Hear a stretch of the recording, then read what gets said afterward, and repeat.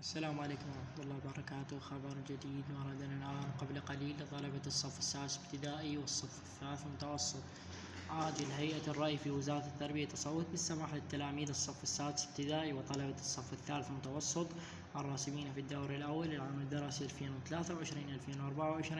بأداء امتحانات الدور الثاني بغض النظر عن عدد الدروس التي رسبوا فيها. يعني بعد ما ناشدنا لطلاب الثالث متوسط مناشدات عديدة من حول قناتنا على التليجرام بأكثر من 14 منشور، وافقت وزارة التربية مو فقط على الثالث متوسط بل على السادس ابتدائي أيضا، إنه السادس ابتدائي والثالث متوسط يستطيعون الامتحان حتى لو كان راسب كل المواد، بس قد ما كان راسب سادس ابتدائي أو ثالث متوسط يقدر يمتحن. لا تنسون اللايك والاشتراك، وأيضا لا تنسون أن تشدون حيلكم بالامتحانات. في أمان الله.